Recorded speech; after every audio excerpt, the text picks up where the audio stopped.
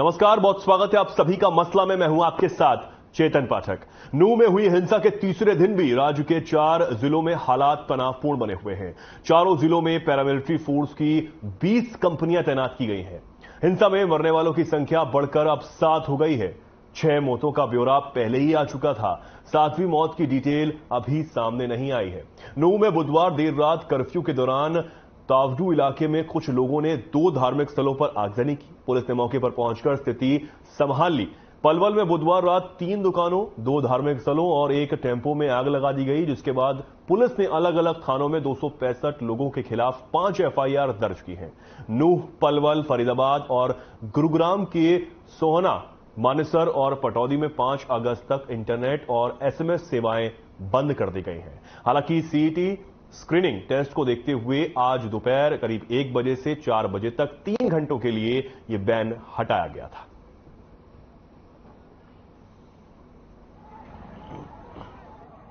उन नामों के लिए भी हमने कुल मिला के पूरी मेवात के बारे में, खासतौर से श्रृंगार के बारे में ये कहा है, जो जायज है उनके खिलाफ कार्रवाई करो और जो नाजायज है उनके खिलाफ कोई कार्रवाई नहीं होनी चाहिए। और जिन्हें तुम जायज समझते हो, जैसे मान श्रृंगार की बात है, अब 5 आदमी हर श्रृंगार के मौजूद हैं, उन्हें भी अपनी इन्वेस्टिगेशन में आप शामिल रखो, वेरिफिकेशन में शामिल रखो। आप अपनी वेरिफिकेशन करो, जो आपकी बाइट वगैरह है जिनमें आपको जो वहां चलते फिरते घुमा जो जिसने हरकत की है वो यहाँ मौजूद है, गांव वाले भी उसको वेरीफाई कर देंगे। आप भी वेरीफाई करो, जो गुनहगार है उसके खिलाफ कार्रवाई करो। हमारे और उच्च अधिकारी यहाँ बैठे हुए हैं, उन्होंने ये भी आश्वासन दिया किसी के साथ निर्दोष नहीं किया जाएगा। और मैं भी इन सब आदमियों को, सबको आश्वासन दिलाता हूँ किसी के साथ जाति नहीं होने दी जाएगी। लेकिन ये भी अपील करता हूँ, भाईचारा हमें पूरे इलाके में बना के रखना है। आज सबके सामने ये फैसला हुआ है और आने वाला समय में धीरे धीरे करके माहौल हमारा ठीक हो रहा है। तो शरारती तत्वों की वजह से जो ये माहौल बिगड़ा है उसका असर सभी लोगों के ऊपर पड़ रहा है। लेकिन मुझे उम्मीद है जिस प्रकार आश्वासन हमारे डिप्टी साहब, हमारे एक आईपीएस अधिकारी मीना जी उन्होंने दिया, मलखान जी हमारे इंस्पेक्टर हैं उन्होंने दिया, किसी के साथ अलबत्ता मुझे विश्वास है हमारे यहाँ की पुलिस निर्दोष नहीं करेगी। हम भी ये कहते हैं जो दोषी है उसको बख्शो मत, निर्दोष किसी के साथ। जो पुलिस ने कई आदमियों को राउंड अप किया है उनकी वेरिफिकेशन करने लग रहे हैं। अगर उनकी कहीं संलिप्तता है मामले में तो उनके चालान कर दिए जाएंगे, नहीं तो शाम तक वेरीफाई करके उनको रिलीज करवा देगा। पूर्व विधायक आए थे वो भी यही बात करने लग रहे थे, हमारे गांव में नाजायज ना हो और जो भी जायज है उनके चालान कर दो, नाजायज हो तो नाजायज को बार बार तंग न किया जाए।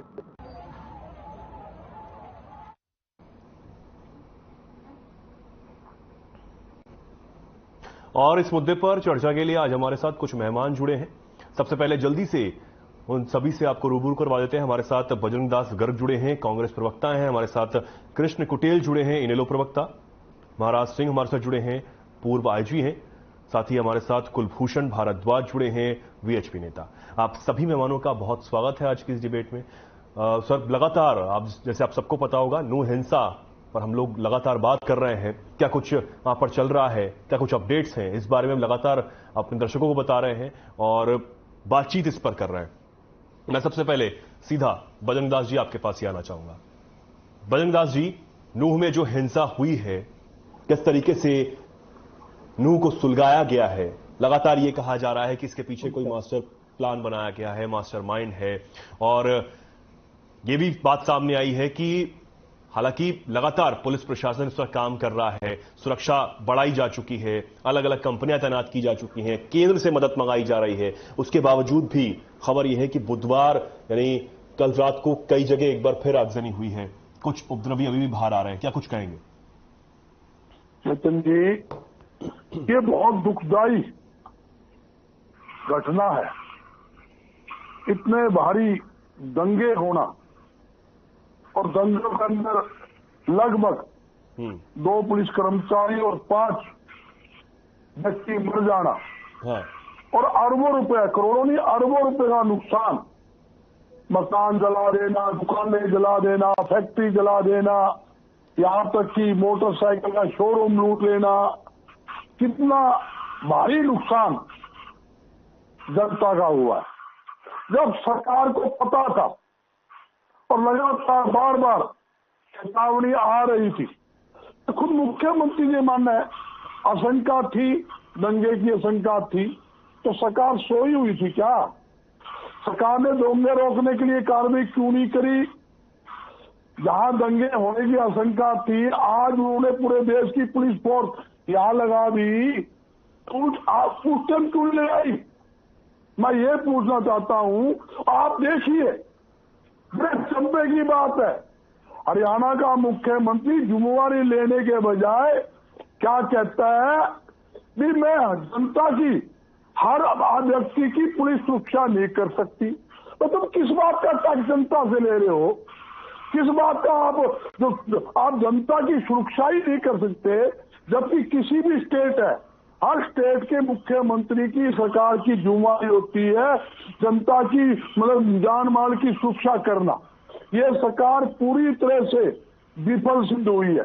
और मैं बताना चाहता हूं, एक व्यक्ति बार बार हथियार दिखा रहा है, चेतावनी दे रहा है, गंदे शब्द बोल रहा है, उकसा रहा है और कह रहा है साथ दमाद आ रहा हूं। ये आपने क्यों नहीं एक्शन लिया?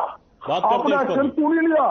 एक्शन लेना चाहिए था। ठीक है बजरंग दास जी, बात करते हैं इस पर भी, अभी अकेले आगे बढ़ते हैं, रिएक्शन ले लें फर्स्ट, उसके बाद आगे बढ़ेंगे। जी कृष्ण कुटेल जी, आपके पास आऊंगा, क्या कुछ कहेंगे? देखिए चेतन जी, जो ये हिंसा हुई है इसकी हम कड़े शब्दों के अंदर निंदा करते हैं, और इसके अंदर जो भारतीय जनता पार्टी की जो मौजूदा जो जेजेपी गठबंधन की सरकार है वो विफल है, क्योंकि यहां पर जो है कि प्रशासनिक जो ढांचा उसकी विफलता जो है कि वो नजर आती है। और जब से भारतीय जनता पार्टी की सरकार देश और प्रदेश के अंदर बनी है, तब से जो है कि समय समय पर जो है कि वो हिंसक घटनाएं हुई है। जब 2014 के अंदर सरकार बनी तो सतलोक आश्रम के अंदर जो है कि हिंसक घटना हुई, जिसके अंदर जो है कि 1 महीने के अंदर ही यानी 6 लोगों की मौत हुई है। उसके बाद जो है कि 2016 के अंदर आरक्षण को लेकर के जो है इस हरियाणा प्रदेश को जो है कि वो झोंकने का काम किया, लड़ाने का काम किया, तो उसके अंदर 30 लोगों की मौत हुई है। 2017 के अंदर फिर सिस्सा डेरा मामले को लेकर के पंचकुला के अंदर पुलिस के द्वारा जो हिंसक घटनाएं हुई है, वहां पर 36 अनुयायियों को जो है कि गोलियों से भूनने का काम किया है। इसके बाद 2021 के अंदर जब किसानों का आंदोलन चल रहा था और किसानों के आंदोलन के दौरान करनाल के अंदर जो है कि पुलिस के द्वारा लाठीचार्ज हुआ और वहां पर एक किसान की जो है कि वो मौत हुई है। तो इस प्रकार से जो है कि भारतीय जनता पार्टी जो है कि तमाम इन पर कंट्रोल करने के अंदर जो है कि वो विफल है। ठीक है। और जैसा कि मुख्यमंत्री जी का बयान देना वो गैर जिम्मेदाराना है, और कहा कि भी हरियाणा प्रदेश जो है कि 2.5 करोड़ की आबादी वाला है और जो है कि प्रत्येक व्यक्ति की जो है कि पुलिस सुरक्षा नहीं कर सकती। ठीक है, ठीक है। तो मुख्यमंत्री महोदय को जो है कि ये बयान नहीं देना चाहिए। ठीक है कृष्ण जी, आता हूं आपके पास। बोलना चाहिए कि हम संकल्प है हाँ। कि हम जो है कि प्रत्येक प्राणी की जो है कि वो सुरक्षा करना हमारा कर्तव्य बनता है। लेकिन आज जो है कि यहाँ पर कहीं ना कहीं जो है कि सरकार की जो है कि मिलीभगत होने के कारण जो है ये तमाम हिंसक घटनाएं जो है कि हमारे देखने को मिल रही है। ठीक है, चेतन जी, आता हूं कृष्ण जी, आपके पास आता हूं, बात रखिएगा अपनी। ठीक है, समय है, आप बात रखिएगा, अभी आगे रिएक्शन ले लेते हैं। महाराज सिंह जी, आपके पास आऊंगा। महाराज सिंह जी, हमने पहले भी बात की इस पर, लेकिन सवाल सर यही बना हुआ है कि पुलिस प्रशासन पर जिस तरीके से अब तो कम से कम ये विश्वास था कि चीजें जो हैं अब जल्दी सुधर जाएंगी, लेकिन जिस तरीके से बुधवार को भी कुछ जगह हुआ है, उसके बाद क्या कुछ कहेंगे आप? बहुत ही निंदनीय है और जितना इसकी भर्त्सना की जाए उतना थोड़ा है। ये गौतम गांधी और नेहरू के पंचशील फॉर्मूला का देश है और सारी दुनिया में इसी वजह से जाना जाता है। यूएनओ पंचशील का जो फॉर्मूला नेहरू जी का था उस पर चलता है। जब हमारा कोई भी, इवन आज के प्राइम मिनिस्टर बाहर जाते हैं तो वो गौतम गांधी के देश के नाम से जाने जाते हैं। उस देश में जिन आज दो हम संप्रदाय कह रहे हैं, हसन खां मेवाती मुगलों के खिलाफ लड़ा, जिसकी हम बात कर रहे हैं, यहाँ पे राजाओं के यहाँ पे दूसरे धर्म के सेनापति रहे, बादशाहों के यहाँ पे दूसरे धर्म के सेनापति रहे, आपस में इतने मिली भगत से यहाँ पे रहते थे। और वहां पे इस तरह का मेवात कभी नहीं भड़का, छोटी मोटी कोई बात हुई तो आपस में बैठे सुलझ लिया।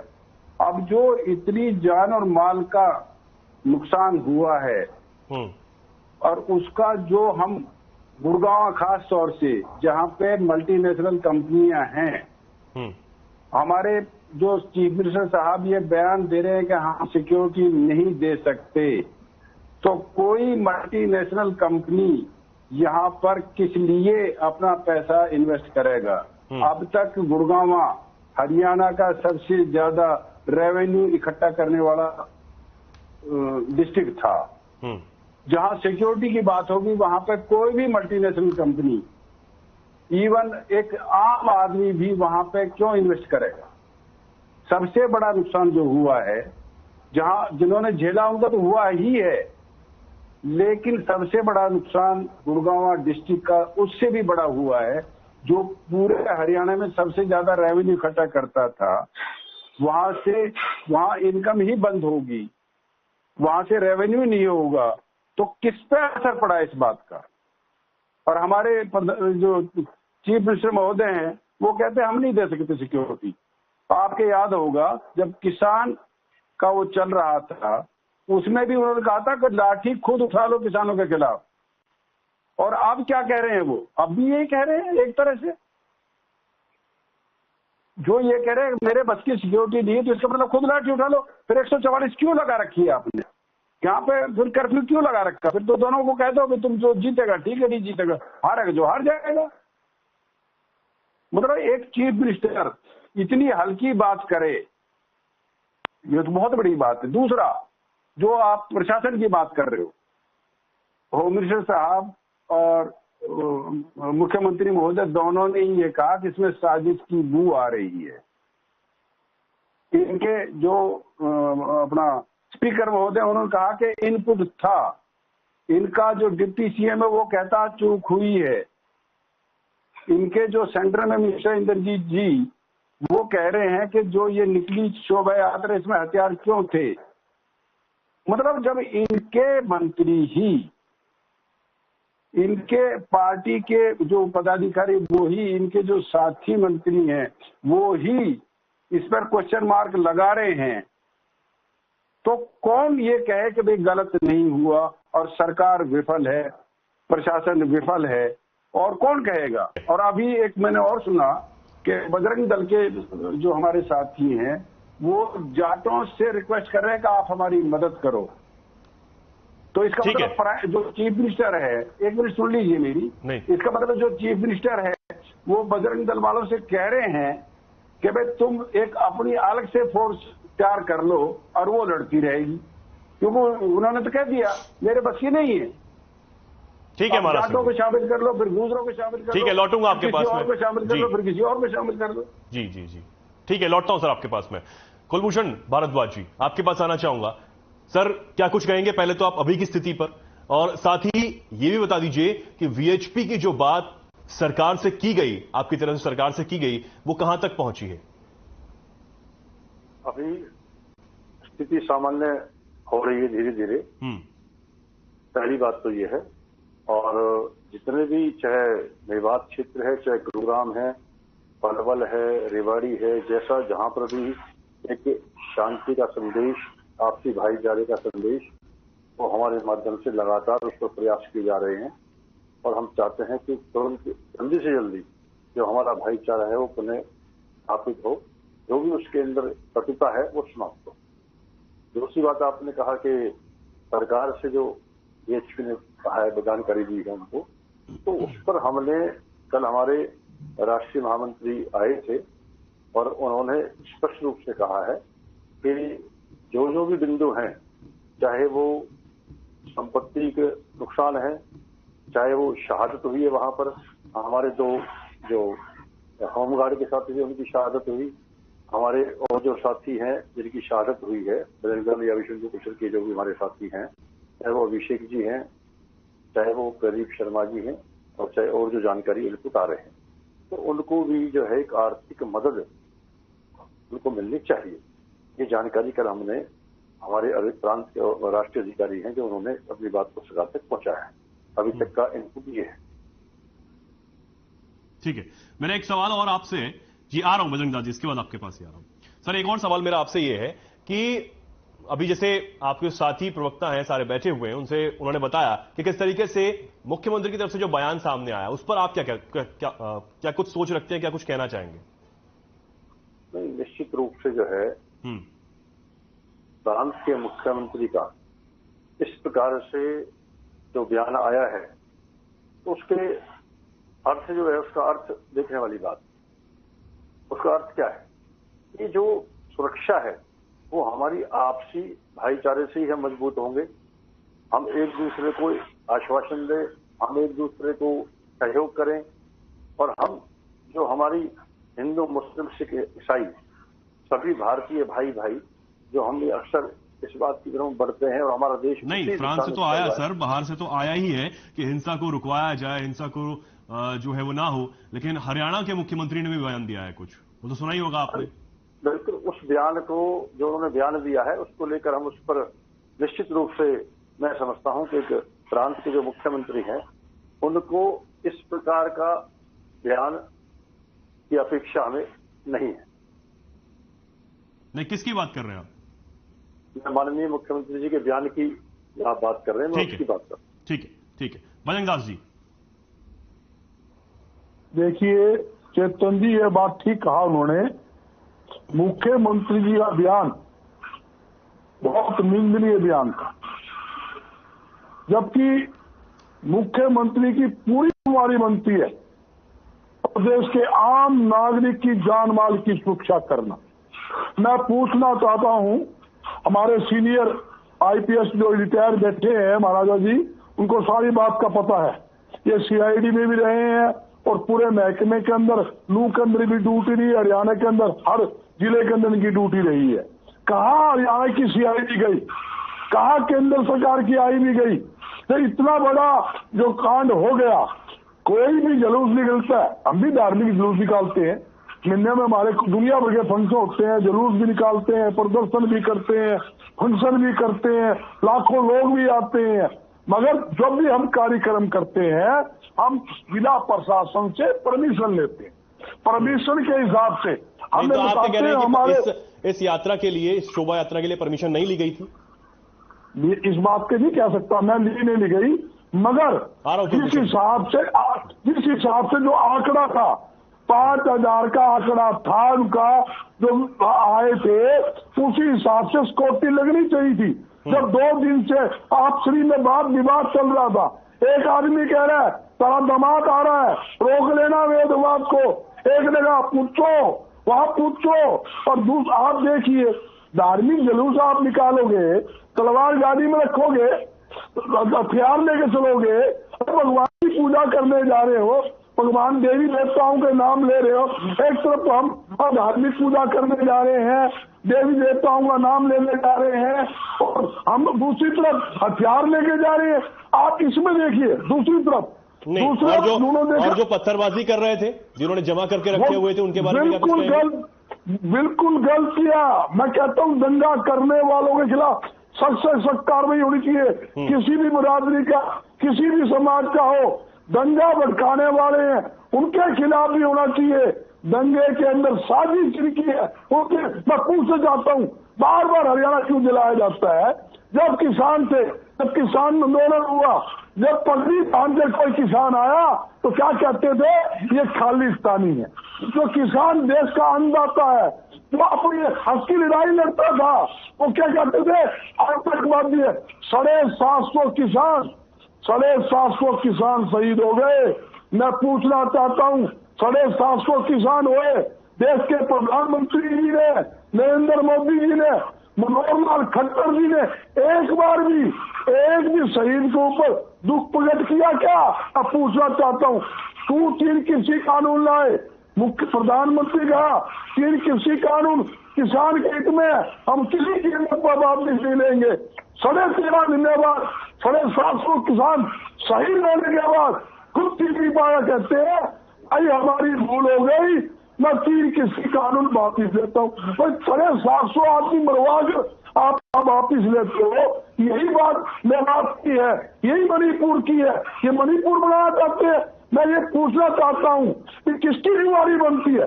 कोई भी स्टेट के अंदर दंगा होगा उसकी सरकार की, मुख्यमंत्री की जिम्मेवारी है। और मैं यही अपील करूंगा मुख्यमंत्री जी से, ये अपनी जिम्मेवारी से भागे मत, जिम्मेवारी ले। पूरा प्रदेश सरकार के साथ खड़ा है। हम चाहते हैं प्रदेश में अमन शांति हो, भाईचारा बना रहे। हिंदुस्तान वो देश है, हिंदू मुस्लिम सिख ईसाई आपस में है भाई भाई, एक खत के नीचे हम रह रहे हैं। मतलब ये नहीं कि आप दंगे गिराओ। असली कहानी क्या है? 2024 का चुनाव है। 2024 की चुनाव साजिश की, इसमें कोई तो नहीं। साजिश किसकी सबको पता है। साजिश करवानी है कौन? प्रशासन के हाथ में क्या होता है? जब तक सरकार का आदेश ना हो कहां से पुलिस फोर्स आएगी? कैसे प्रशासन काम करेगा? कैसे एसपी काम करेगा? उनके हाथ बांध दिए जाते। एक तो डीजीपी भी आ गया, एक तो सीआईडी आईजी भी आ गया, पूरी केंद्र की फोर्स भी आ गई। और तुम पहले कहाँ गए थे? पहले डीजीपी कहाँ था? आईजी सीआईडी कहाँ था? आपकी पूरी आप मैं पूछना चाहता हूँ, जब मुख्यमंत्री एक कार्यक्रम करता है 5 जिले की फोर्स उसकी सुरक्षा में लग जाती है। ठीक है जाते हैं। ठीक है उनकी सुरक्षा लौटता हूं सर, लौटता हूं गर्ग, लौटता हूं। कुलभूषण जी कुछ कह रहे थे आप, जल्दी जवाब दे दीजिए जो आप बोलना चाह रहे हैं, उसके बाद कृष्ण कुटिल जी के पास चलते हैं। हाँ। मैं मेरे बड़े भाई बजरंग गर्ग जी ने जो कहा वो बात कर रहे हैं कि मुख्यमंत्री की सुरक्षा में वो लगते हैं। ये तो हमारा एक, जैसे बोलते थे मुख्यमंत्री कोई भी हो, मुख्यमंत्री की सुरक्षा ये तो अपना एक संवैधानिक वो है कि जिसकी भी सुरक्षा होगी वो उस हिसाब से होगी। मैं तो केवल ये उम्मीद कर रहा हूं आदरणीय बजरंग गर्ग जी से, किशन जी से, कि जिन लोगों ने भी अब इन्होंने कहा यात्रा, क्या हमें पहली बात तो ये है कि हमारे धार्मिक स्थल है चाहे पूरे देश भर में कहीं पर भी है, कौन सा कानून ये कहता है कि आप अगर वहां पर दर्शन करने जा रहे हैं, जलाभिषेक करने जा रहे हैं तो आपको अनुमति लेनी पड़ेगी? पहली बात। दूसरी बात, मेरे साथी ने बड़े अच्छे से कहा कि ये वीडियो का जिक्र कर रहे हैं, ये वीडियो में ऐसा बोला गया। मैं अपेक्षा ये रख रहा हूं बड़े भाई से कि चलो ये दो जो उन्होंने जानकारी दी, ना तो वो व्यक्ति किसी संवैधानिक पद पर है, ना वो किसी संगठन के दायित्व पर है, लेकिन जो मामन खान जी हैं, विधायक हैं कांग्रेस पार्टी के, उनका विधानसभा के अंदर अगर मेरे साथी ने उनके शब्द सुने हो, उनकी शब्दावली सुनी हो, तो क्या ये उसको न्याय संगत बताएंगे? एक बार इन्होंने ये नहीं कहा, एक बार भी, कि एक जिम्मेदार व्यक्ति को जिम्मेदारी वाली भाषा बोलनी चाहिए, एक बार नहीं कहा। दूसरी बात, अब ये वीडियो की बात कर रहे हैं, उस वीडियो में कोई भी आदमी है, आप हैं, हम आह्वान कर सकते हैं कि भाई वहां पर दर्शन करने चाह रहे हैं, ज्यादा से ज्यादा संख्या में चलिए। तो मैंने एक मिनट, अगर उसमें उन्होंने किसी धर्म के प्रति कोई अपशब्द बोला हो, किसी विशेष व्यक्ति के बारे में कुछ बोला हो, तो उसके लिए आप कह सकते हैं कि भी उसने गलत बोला है। तो उस वीडियो में कहीं पर भी दिखा दें कि उन्होंने कोई गलत शब्द बोले। उन्होंने कहा भी आइए हम सब चलेंगे वहां पर, भारी संख्या में चलेंगे, दर्शन करके आएंगे। तो मैं समझता हूं कि ठीक है, अपेक्षा मेरी है। ठीक है कुलभूषण, बात है मैं यही रोकना चाहूंगा आपको, आप सभी हमारे साथ बने रहिए। छोटे से ब्रेक के लिए यहां पर रुकते हैं, वापस लौटते हैं, उसके बाद इस चर्चा को आगे बढ़ाएंगे।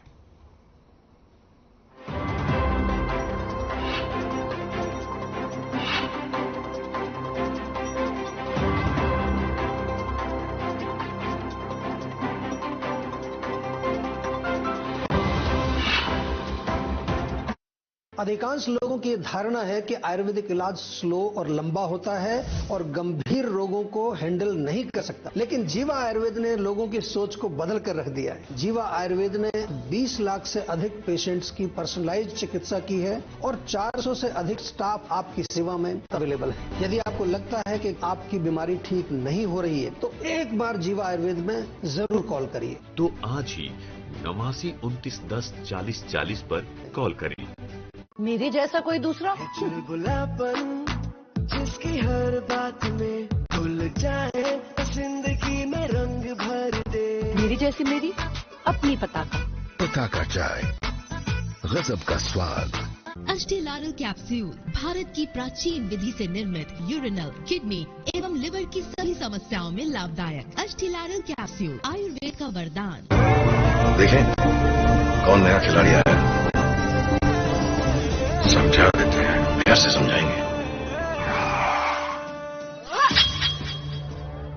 ये तो अपनी जुबान है। जुबान एक हो तो दिल भी एक होना चाहिए।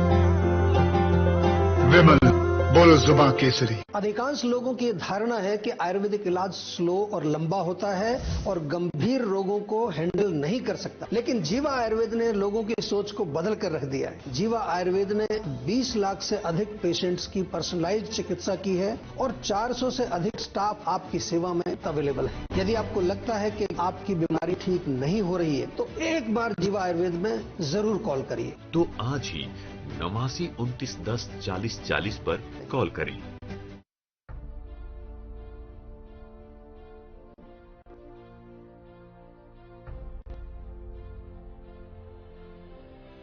आत्मनिर्भर भारत के शिल्पी यशस्वी प्रधानमंत्री श्री नरेंद्र मोदी जी के नेतृत्व में आजादी के बाद सही मायनों में गरीब कल्याण के लिए मिशन मोड में काम हुआ है। हमारी सरकार गरीबों को समर्पित है, गरीबों की है। हाउसिंग फॉर ऑल लक्ष्य के तहत प्रधानमंत्री आवास योजना और मुख्यमंत्री आवास योजना से 54 लाख परिवारों को पक्का घर मिला है। यह घर स्वच्छ भारत मिशन, सौभाग्य योजना, उज्ज्वला योजना और जल जीवन मिशन का पैकेज है। सही हकदारों तक योजना का लाभ पहुंचाने के लिए लाभार्थियों को सीधे डीबीटी के माध्यम से सहायता पहुंचाई जाती है, जिससे उन्हें योजना का 100% लाभ मिलता है। माननीय मुख्यमंत्री योगी आदित्यनाथ के नेतृत्व में आज उत्तर प्रदेश प्रधानमंत्री आवास योजना के क्रियान्वयन में देश में अग्रणी राज्य है। आत्मनिर्भर भारत का विजन हो रहा साकार। डबल इंजन की सरकार।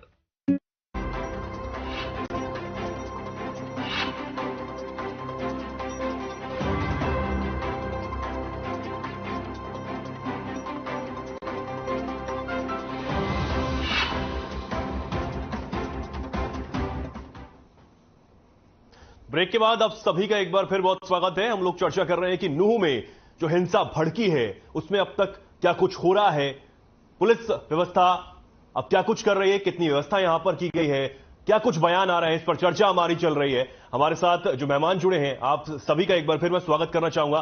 कृष्ण कुटेल जी के पास अब मैं आना चाहूंगा। सर, आप कुछ बोल रहे थे जी, बताइए।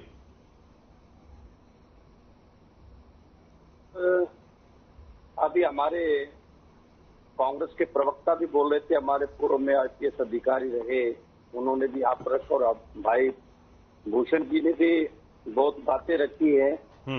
और यहाँ पर दो बात जो है कि यहाँ पर आई है कि तो प्रशासन की जो है कि इजाजत लेना और एक ना लेना। अगर परमिशन हुई तो वहां पर प्रशासन ने सहयोग क्यों नहीं किया। दूसरी बात है कि अगर उन्होंने परमिशन नहीं दी तो कानून का उल्लंघन क्यों किया है। क्योंकि चाहे कोई भी कार्यक्रम करे, कार्यक्रम हम लोग भी करते हैं, तो हमारा दायित्व बनता है, चाहे वो धार्मिक कार्यक्रम हो, चाहे वो पॉलिटिकल प्रोग्राम हो, चाहे वो सोशली हो, उसके अंदर परमिशन लेना, क्योंकि सरकार के अंडर काम करना वो प्रत्येक व्यक्ति का कर्तव्य है और परमिशन लेना ये बहुत जरूरी है। अब यहाँ पर परमिशन ली गई है या नहीं ली गई है। अगर ली गई है तो पुलिस ने जो है कि ये जिम्मेवारी क्यों नहीं ली, पुलिस ने जो है कि सहायता क्यों नहीं की, क्योंकि जबकि ये शोभा यात्रा एक सेंसिटिव एरिया के अंदर निकाली जा रही थी और ये प्रतिवर्ष जो है ये यात्रा निकल रही थी, तो पहले हिंसक घटना क्यों नहीं हुई, ये अभी क्यों हुई, क्योंकि 2024 का चुनाव है।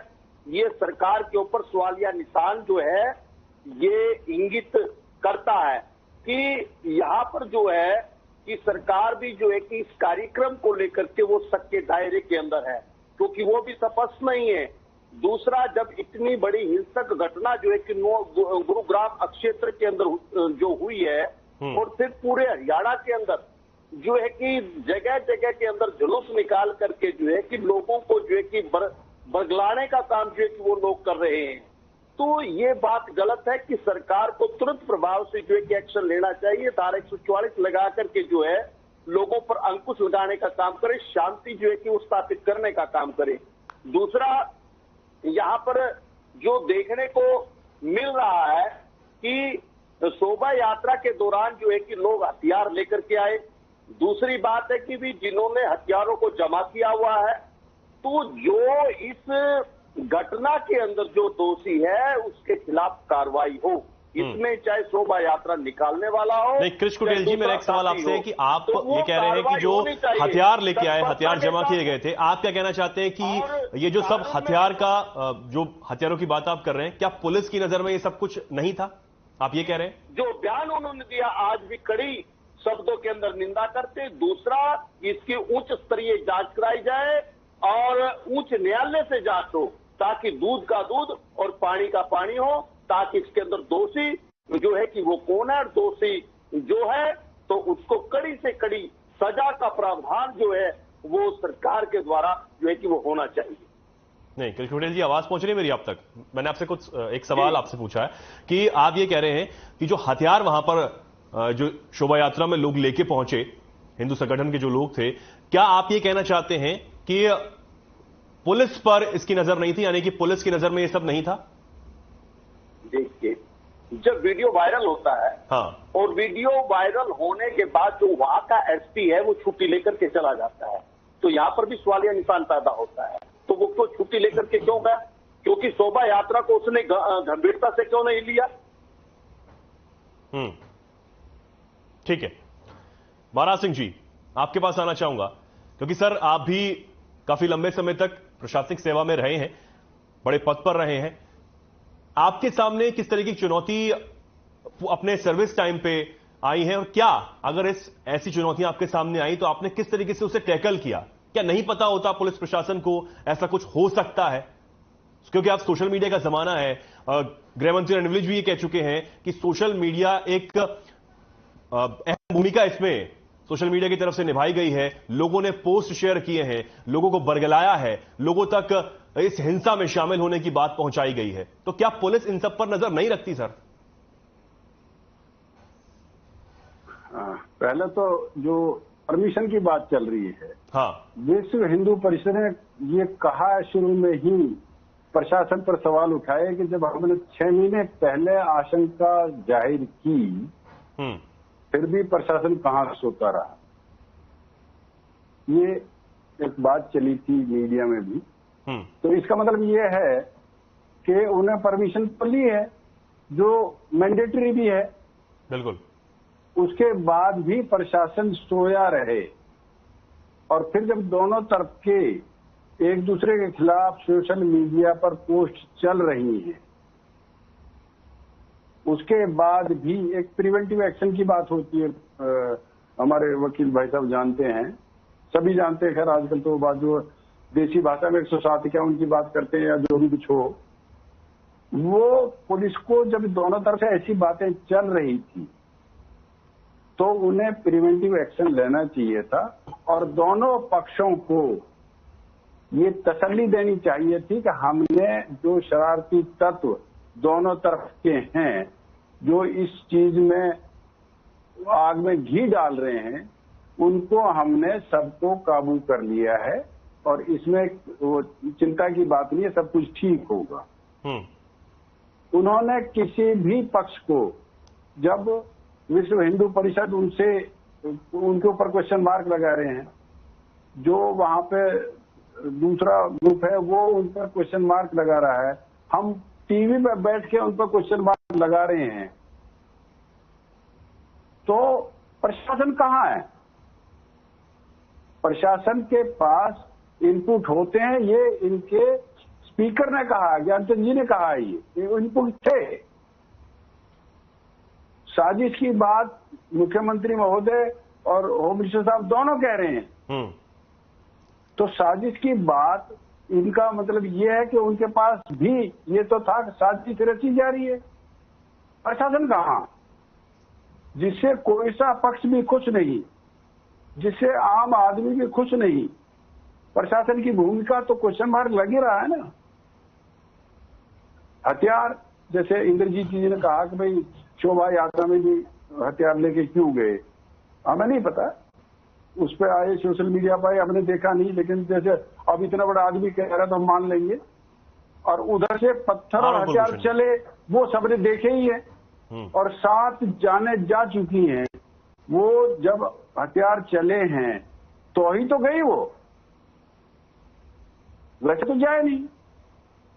अब इतनी बड़ी बात प्रशासन के खिलाफ चल रही है, उसके बाद भी हम ये कहें कि भाई उनको पता होना चाहिए नहीं होना एक चाहिए। सवाल और भी पूछा जा रहा है, विपक्ष के जो लोग हैं वो लगातार ये सवाल भी पूछ रहे हैं कि जो आईजी माफ कीजिए एसपी हैं उनको छुट्टी पर भेजा गया या वो छुट्टी पर गए, क्या उससे भी कुछ लेने देना हो सकता है? देखिए, जब इतनी बड़ी शोभा यात्रा निकल रही है, हर साल निकलती है, और जिसमें अभी मुझे नहीं पता पूरी डिटेल क्या है, तो 5,000 बता रहे हैं, कोई 10,000 बता रहे हैं, वो नहीं पता। लेकिन इतना बड़ा प्रोसेशन जब चला है, वहां पे पहुंच रहा है, उसके लिए कौन जिम्मेवार है? छोटी सी उसके लिए भी छुट्टियां बंद कर दी जाती हैं, और अगर उनको बहुत जरूरी जाना था तो वहां पे उनकी जगह ऐसे में कोई ना कोई एसपी वहां बैठा होना चाहिए था, जो दफ्तर में उस टाइम हो था, जो इस सारे को मॉनिटर करता। ठीक है जी, ठीक है सर जी। बजरंग दास जी बोलिए, आता हूं कुलभूषण जी, इसके बाद आपके पास ही आ रहा हूं। देखिए, नूह की वारदात के बाद अनेकों जिलों में फिर वारदात होती है। गुड़गांव में हुई, मेवात में हुई, पलवल में हुई, अनेकों जिलों में फिर वारदात होती है। फिर तो सरकार सोई नहीं हुई थी, फिर तो प्रशासन सोया नहीं हुआ था।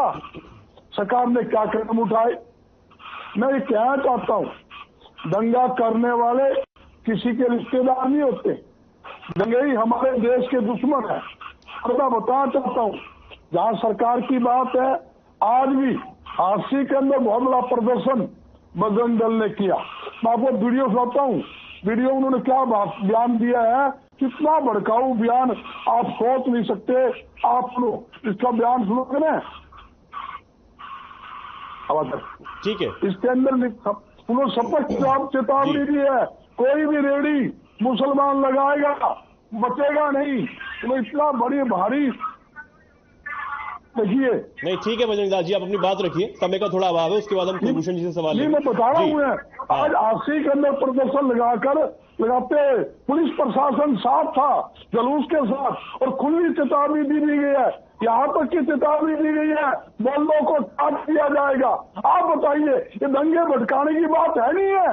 जो खुले आम आप सड़कों पर प्रदर्शन कर रहे हैं और खुले आम लोग कहते हैं मोहल्ले रेडी मत लगाना, रेडी लगाएंगे तो काट दिया जाएगा। जय श्री राम के नारे लगा, जय श्री राम। भगवान देवी देवता उनके ही है क्या? देवी देवता हमारे नहीं है, हम हिंदू नहीं है। माथा बड़ा हिंदू कौन, माथा बड़ा धार्मिक कौन? ये ठेकेदारी लेना, ठेकेदारी लेकर हिंदू मुसलमान करना, हिंदुस्तान पाकिस्तान करना, मस्जिद करना, ये गलत बात है, ये हमला भड़काने वाली बात है। जब चुनाव होता है, जब इनको हिंदू मुसलमान याद आता है, जब मंदिर मस्जिद याद आता है, जब हिंदुस्तान पाकिस्तान आ जाता है। क्या पाकिस्तान? मैं दावे के साथ कहता हूँ, मुट्ठी भर पाकिस्तान।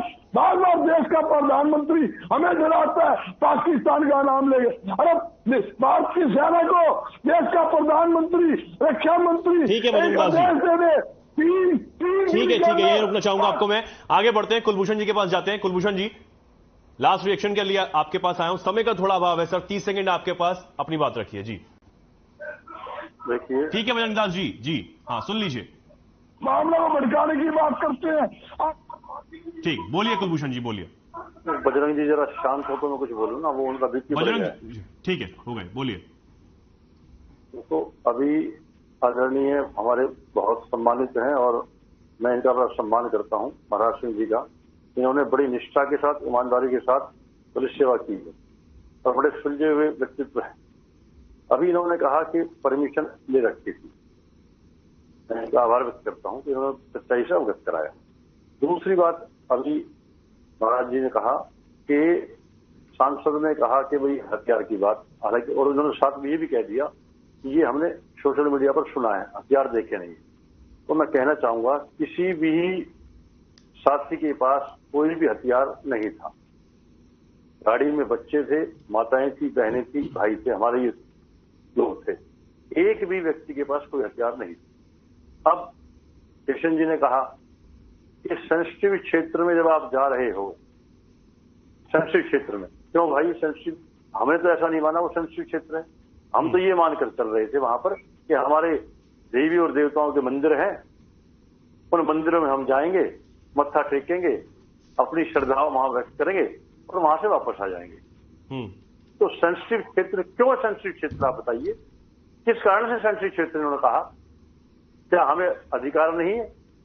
दूसरी बात, अभी मेरे भाई कह रहे थे कि विरोध प्रदर्शन कर रहे हैं हर जगह, मतलब हमारी जान भी चली जाए, हमारी जो यात्रा में हम जा रहे थे धार्मिक यात्रा के अंदर, वहां जाने से रोका जाए, गाड़ियों में आग लगा दी जाए, माताओं बहनों के साथ मार पिटाई की जाए, गोलियां बरसाई जाएं, और उसके बाद भी हम आराम से बैठ जाएं, हम कम से कम अपना विरोध तो दर्ज करा लें कि भाई ऐसा हमारे साथ क्यों हो रहा है। तो मैं केवल भाई साहब, बड़े भाई आप एक मिनट, ठीक है, मैं आपके बीच में बोला नहीं। आशिक की वीडियो बनाओ, कितना गलत शब्द का उन्होंने कहा, बल्लों को काट दिया जाएगा। अरे ठीक है बजरंग दास जी, सुन लीजिए आप माइक ऊपर आप देखिए ये। ठीक है, समय का थोड़ा अभाव है, मैं आपको ये रोकना चाहूंगा। कुलभूषण जी, आदेश में है 2005 के अंदर, मैं इनको याद दिला रहा हूं, 2005 के अंदर इन्होंने मजदूरों को जिस बेरहमी से लाठियों से मारा था, ये भूल गए क्या? आप पूछे इनसे एक मिनट के लिए। मैं बड़े शांत भाव से इनकी बात को मैं कहना नहीं चाहता क्योंकि मैं पॉलिटिकल आदमी नहीं हूं, लेकिन मैं इनको ध्यान दिला रहा हूं। 2005 के अंदर पूरे देश को शर्मसार करने का आपकी सरकार ने काम किया था, ध्यान है आपको भाई साहब? बिल्कुल ध्यान है। ठीक है, मुझे ठीक है कुलभूषण जी, बहुत धन्यवाद। आपका समय को थोड़ा अभाव है, मैं आपको यहीं रोकना चाहूंगा। बजरंग दास जी आपका भी बहुत धन्यवाद, कृष्ण कुटेल जी आपका भी बहुत धन्यवाद, और साथ ही हमारे साथ महाराज सिंह जी भी जुड़े थे, उनका भी बहुत धन्यवाद। आप चारों मेहमानों का बहुत धन्यवाद आज की इस चर्चा में जुड़ने के लिए। तो फिलहाल के लिए इस खास कार्यक्रम में इतना ही, नमस्कार।